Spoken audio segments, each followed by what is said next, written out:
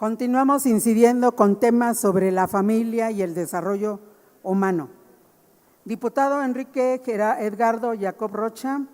presidente de la mesa directiva de la 61ª legislatura del Estado de México. Su servidora María Trinidad Franco Arpero, integrante del Grupo Parlamentario del Partido del Trabajo en la 61ª legislatura del Estado de México, con fundamento en lo dispuesto en los artículos 6 y 116 de la Constitución Política de los Estados Unidos Mexicanos, 51, fracción 1157 y 61, fracción 1 de la Constitución Política del Estado Libre y Soberano de México, fracción 1, 30, 38, fracción 1, 79 y 89 de la Ley Orgánica del Poder Legislativo del Estado Libre y Soberano de México, someto a consideración del Pleno de esta honorable soberanía para su estudio, análisis y dictamen la presente iniciativa con proyecto de decreto por lo que se reforman los artículos 4, 102, fracción tercera, párrafo segundo y el artículo 4, 397, fracción 1, inciso A, y se adiciona la fracción 13ª al artículo 4, 200 bis, todos del Código Civil del Estado de México, de conformidad con la siguiente exposición de motivos. En el año 2011, en el Estado de México, se incorporó el principio de interés superior de la niñez en el artículo 4, cuarto de la Constitución Política de los Estados Unidos Mexicanos, al especificar que en todas las decisiones y actuaciones del Estado se velará y cumplirá con el principio del interés superior de la niñez, garantizando de manera plena sus derechos. El modelo tradicional de familia ha sufrido grandes cambios, existiendo en las últimas décadas un gran incremento de separaciones y divorcios en nuestro país. Ante esta realidad, es importante garantizar el derecho fundamental del menor a relacionarse adecuadamente con ambos progenitores, siempre y cuando esto no afecte su integridad física y emocional, procurando mantener todos sus vínculos afectivos. Sin embargo, existen situaciones donde uno de los padres realiza acciones tendientes a obstaculizar las relaciones de los hijos e hijas con el otro progenitor. Cuando estas conductas se presentan de manera habitual, se le denomina síndrome de alienación parental, que constituye una de las formas más sutiles del maltrato infantil, pero que produce un grave daño en el bienestar emocional y en el desarrollo físico de las y los menores que la sufren. El síndrome de alienación parental se define, de acuerdo con la Suprema Corte de Justicia de la Nación, como la manipulación o inducción que un progenitor realiza hacia su hijo mediante la desaprobación o crítica negativa tendiente a producir en el menor un rechazo, rencor, odio, miedo o desprecio hacia el otro progenitor. Este concepto nace en el año de 1987 con Richard Gardner, que se constituye como un trastorno que surge principalmente en el contexto de las disputas por la guardia y la custodia de los niños. Su primera manifestación es una campaña de difamación contra uno de los padres por parte del otro progenitor. Es importante referir que después de analizar más de 10,000 propuestas de revisiones de equipos internacionales, la OMS ha incluido el síndrome de alienación parental en la nueva clasificación internacional de enfermedades. La Organización Mundial de la Salud, en su publicación oficial de esta publicación internacional de enfermedades, versión 11ª, que entró en vigor el 1 de enero del 2022, ha considerado y definido con el código QE 520 a la alienación parental como una problemática asociada con relaciones interpersonales en la infancia y que de manera específica lo relaciona como un problema de relación entre el cuidador y el niño, que lo describe textualmente en su descripción como una insatisfacción sustancial y sostenida dentro de una relación, cuidador del niño, incluida una relación con los padres asociada con la alteración significativa en el funcionamiento cognitivo y emocional.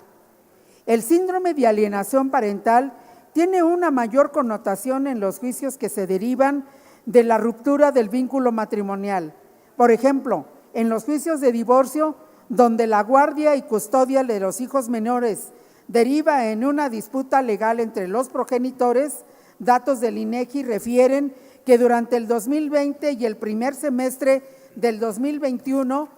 en México se registraron 92,739 divorcios. En el caso particular, en el Estado de México, se registraron durante el 2021 37,890 juicios de divorcio incausado, juicios de divorcio que por mutuo consentimiento se dieron y 16,294 juicios de guardia y custodia del menor.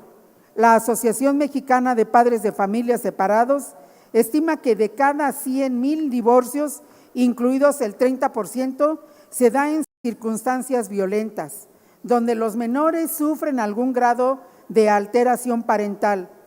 A esta cifra hay que aumentarle el 15 o el 20% más de menores que ya padecen este síndrome. En nuestro país existen aproximadamente más de 82,000 casos de niños que son violentados por el síndrome de alienación parental. No es una cifra menor.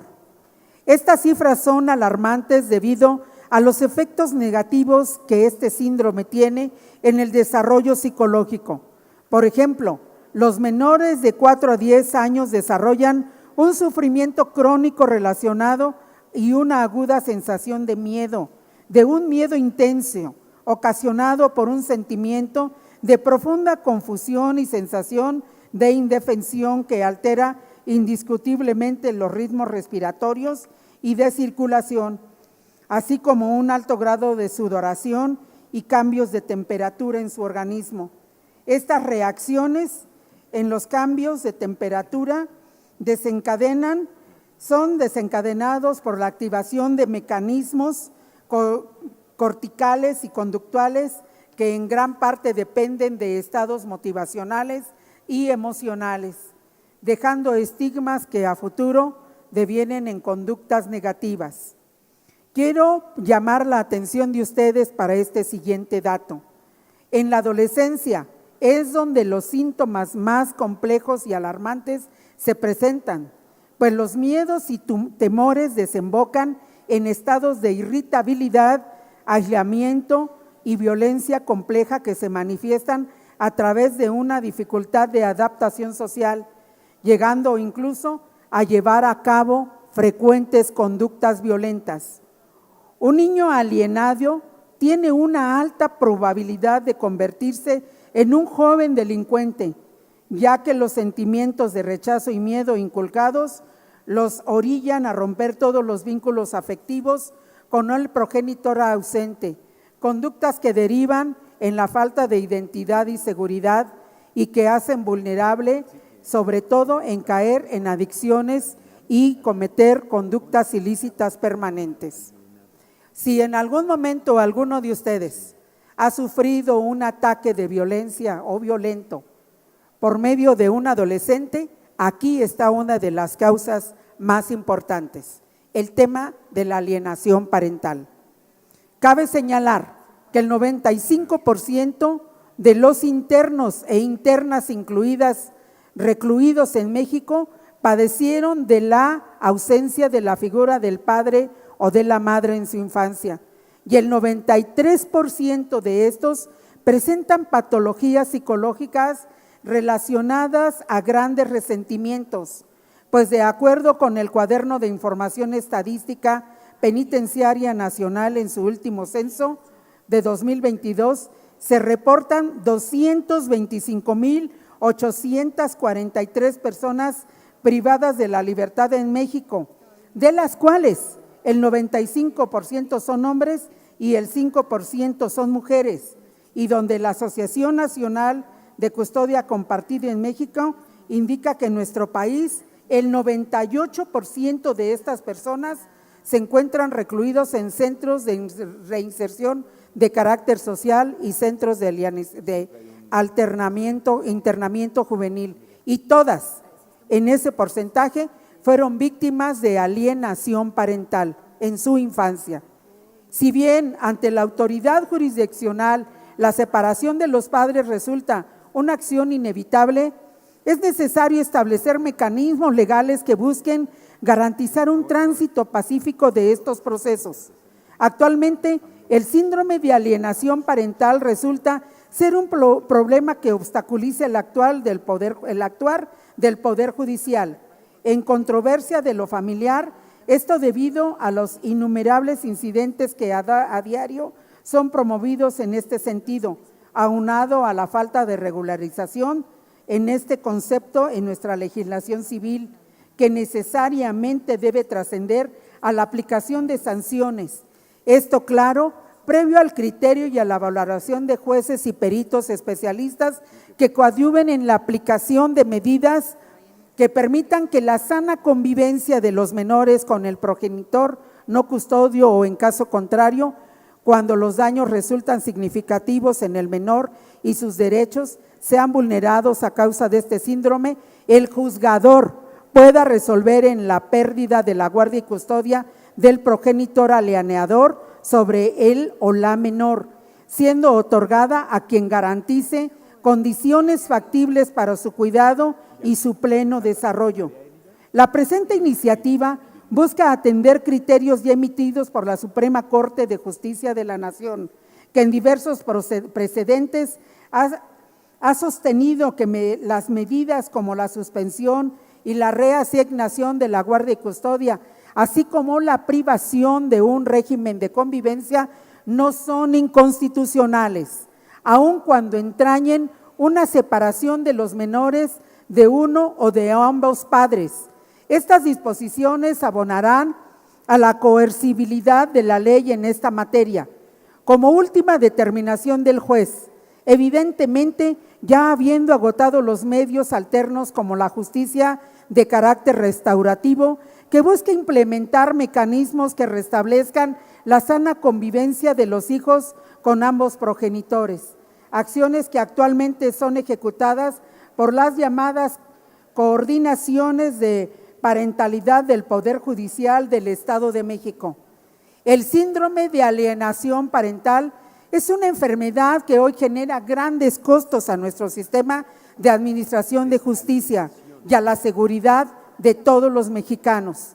Es por ello necesario atender esta problemática con un andamiaje legal que proteja principalmente los derechos de nuestros niños, de nuestras niñas y de nuestros adolescentes, pues las conductas de alienación parental conllevan a la transgresión del derecho a vivir en familia, al derecho a la identidad, al derecho al desarrollo integral de su personalidad,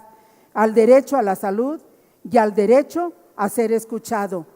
Desde esta representación y por medio de esta iniciativa,